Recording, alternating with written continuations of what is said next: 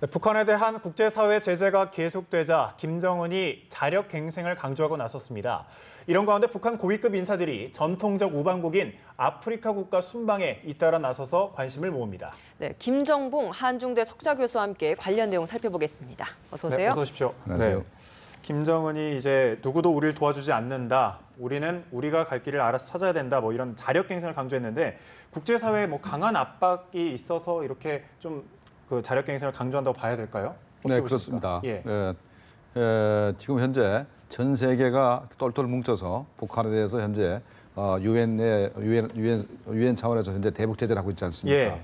여기에는 이제 중국과 러시아도 뭐 미온적이긴 하지만 동참을 하고 있고 하니까 현재 북한으로서는 정말 그 외로운 또 고아 같은 그런 신세가 되고 있죠. 네. 더군다나 현재 미국이 단독 제재를 하고 있는데 이게 엄청난 겁니다. 그 세컨더리 보이콧이라 해서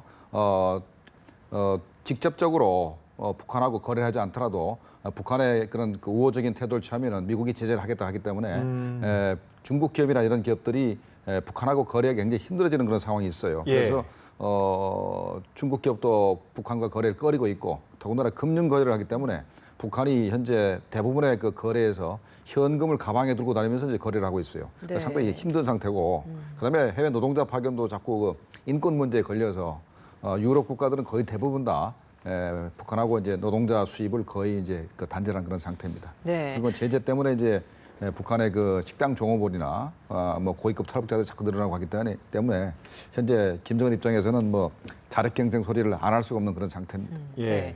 근데 사실 이 자력갱생 단어만 다르지 이런 자강력 제일주의라고 해서 지난 신년사에서도 뭐 자체적으로 우리가 힘을 길러야 된다 이런 발언을 많이 했단 말이에요. 근데 이런 이야기가 김정일을 모방하는 것이다 이런 이야기도 나오고 있거든요. 네, 그 자강력 제일주의는 주체 사상에 나오는 정치에서 자주, 경제에서 자립, 국방에서 자유하고 표현만 바꿨지 똑같은 겁니다. 네. 자기 힘으로 살겠다는 거거든요. 자력갱생하고 같은 말인데 네. 자강력 제일주의로 표현만 바꿨습니다. 이거는 왜 그러면 북한에 주체 사상이 나오게 됐냐면 1956년도에 소련 공산당의 그 후르쇼프가 등장하면서 스탈린이 너무 독재를 했다고 격하운동을 합니다. 근데 김일성이 그게 자기 나라 들어오면은 자기를 격하할까 봐 그래서 정치적으로 자주적을 하겠다. 소련하고 안 놀겠다 이렇게 한 것이고 경제적으로도 마찬가지입니다. 소련하고 안 놀겠다니 소련이 돈을 안 줍니다. 돈을 안 주니까 경제가 힘들어지니까 자립하겠다 그랬고 그다음에 1962년도에 쿠바 사태가 벌어집니다. 쿠바 미사일 사태가 벌어졌는데 그때 미국하고 소련하고 경쟁해서 소련이 꼬리를 내립니다. 네. 그러니까 김일성이 가만히 보니까 그 소련 믿다가는 남조선을 적화통일 못 하겠거든요.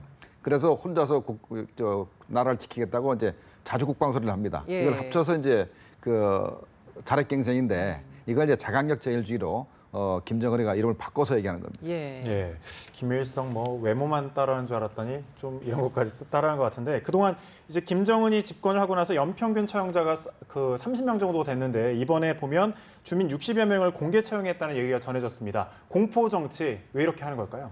네, 예. 이 공포 정치를 하는 것은 과거에 북한의 그 3대 세습 체제를 지탱했던 것은 기만과 공포 두 가지입니다. 예. 하나는 기만은 속이는 건데 밖에서 들어오는 정보를 틀어 막아가지고 북한이 세상에서 가장 행복한 나라다, 가장 그 지상천국이다라는 거짓말을 했는데 그 거짓말이 자꾸 무너지는 겁니다. 해외 교류도 자꾸 되고 뭐 한류도 자꾸 투입되고 하니까 기만이 무너지니까 남은 건 공포밖에 없습니다. 예. 그러면 체제를 유지하기 위해서는 사람을 죽일 수밖에 없는 거예요. 그리고 공포 정치를 이제 하게 되는 것인데 네. 또 더군다나 김정은 입장에서는 나이도 어리고 그다음에 경륜도 없고 그러니까 부하들이 말도 잘 안 듣고 네. 하다 보니까 그 장성택도 죽이고 그다음에 뭐 현영철이는 뭐 졸았다 죽이고 이게 죽일 수밖에 없는 것이죠. 네. 죽여가지고 자기 이제 카리스마를 세우려고 했던 예. 겁니다. 근데 지금 문제가 이런 최고위층만 공개 처형을 한 게 아니라 요즘 들어서는 일반 주민들을 공개 처형하는 경우도 많다는 게 문제인 것 같거든요.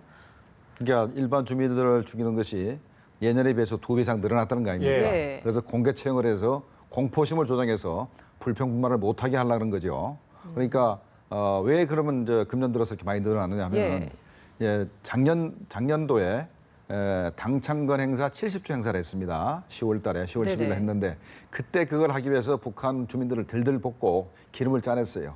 각 그 그렇죠. 외화벌이 상사인 전부 다 돈을 갖다 내라 하고 전 주민한테도 돈을 한 가구당 5천 원씩 돈을 뺏었습니다. 그러고 나서는 금년도 5월 달에는 7차 당대회를 하지 않습니까? 당대회를 하기 직전에 70일 전투를 하고 당대회 끝난 다음에 200일 전투한다 그래서 진짜 사람들 들들들들 볶고 있습니다. 네. 그런데 문제는 각 공장, 각 그 단위 기관이나 그 어떤 그 돌격대를 모아놨으면 돌격대 돈을 주고 자재를 주고 건설 목표를 주는 게 아니고 예. 니들이 알아서 돈을 마련해서 그 건설하라고 그러니까 거기서 문제가 발생합니다. 그러면 네. 불평불만을 하게 되죠. 그쵸. 불평불만을 하니까 김정은이 기분 나쁜 거예요. 그래서 잡아다 죽이는 겁니다.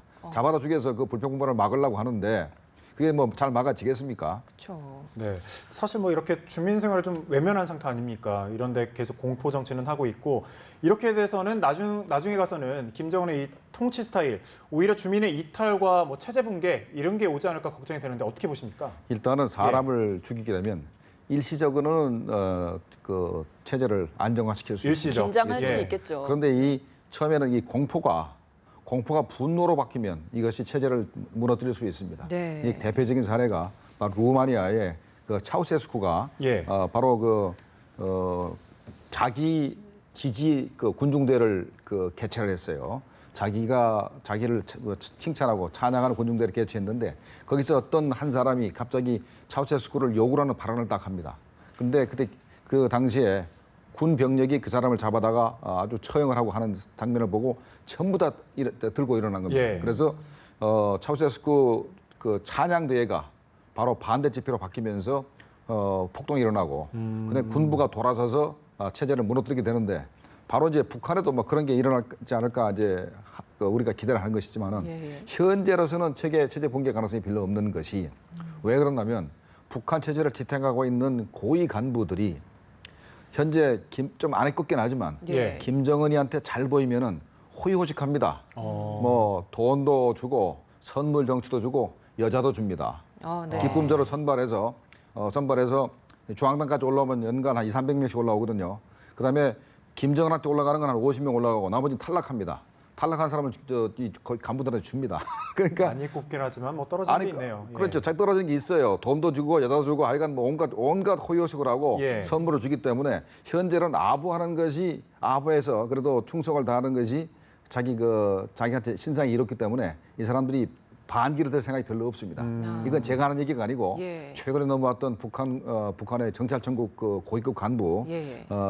총정치국 간부 이런 사람들이 직접 한 말인데 자기들도 과오를 저지르지 않았으면 안 왔을 거다.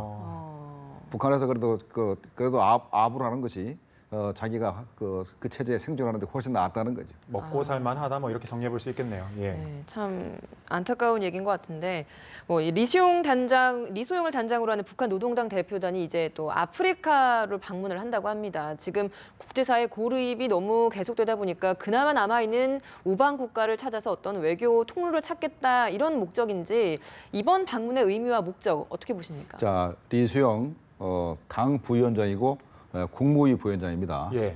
당에서도 한 뭐 부총리급 되고 그다음에 당에서도 그 부위원장이니까 정치국 상무위원입니다. 예. 정치국 위원입니다. 대단히 높은 사람이죠. 이 사람이 이제 아프리카를 가는 것은 최근 들어서 북한의 그 군사적인 그런 우방 국가들이 대부분 다 돌아서기 시작했습니다. 그러니까 우리 대통령이 5월달에 아프리카를 순방해서 케냐, 이디오피아, 우간다를 갔죠. 네. 그래서 우간다와 이디오피아가 북한과의 군사적 유대 관계를 끊어버렸습니다. 끊어버리고 그 대표단이 한국에 와가지고 한국과 군사협정을 이제 체결을 했어요. 그러니까 자꾸 돌아서게 되고 최근 들어서는 앙골라라고 이제 굉장히 친북 국가입니다. 앙골라마저도 UN 대북제재위원회에다가 자기네 국가가 지금까지 행했던 제재와 관련한 보고서를 제출을 했어요. 이건 북한한테 굉장히 충격적인데 예. 이번에 이제 리수영이 바로 앙골라 그 인민해방운동 제7차 대회에 참석을 해서 앙골라가 친한 국가, 반북 친한 국가로 돌아서는 걸 막기 위해서 리수영이 가는 것이고 그다음에 앙골라 이외의 국가는 아직까지 밝혀진 게 없습니다. 북한은 외교가 재미있는 것이 처음부터 출발할 때 어디를 방문하려고 목적을 가지고 가는 게 아니고 한 번 앙골라 정도는 이제 목적이 있습니다만은 나머지 국가 같은 경우는 어떻게 하냐면 현지에 가가지고 북한 대사관에 눌러 앉아가지고 숙식을 하면서 거기서 다른 아프리카 국가에 전화를 하고 뭐 팩스로 보내가지고 뭐 방문하겠다 소리를 그때부터 시작합니다. 예. 그래서 현재로서는 이수영이 앙골라 위에는 어느 나라 가는지 현재 밝혀진 게 없습니다. 근데 이달 초에 그 신홍철 북한 외무성 부상도 앙골라를 포함한 아프리카 국가를 방문을 했다고 하는데 이렇게 계속해서 아프리카를 방문을 하는데 전혀 아프리카 국가들은 움직임이 없는 것 같아요. 외교적인 성과가 나기는 하는 겁니까? 그래도 최근에 그 북한에서 집중적으로 이제 외교를 하는 데가 이제 뭐 적도 기니, 앙골라, 탄자니아 이런 나라들입니다.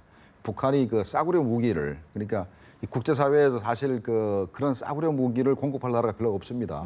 무슨 뭐 RPG-7이라든가 AK-소총이라든가 이런 뭐 구닥다리 무기를 싼 값으로 공급할 나라가 별로 없는데 북한이 그런 공급을 해주고 뭐 공장도 이제 건설해주고 하기 때문에 우리가 하고 한국이 그 자리를 차지해서 우리가 무기를 공급하기 전에는 북한의 그 어떤 싸구려 무기 공급 외교가 통할 수도 있습니다.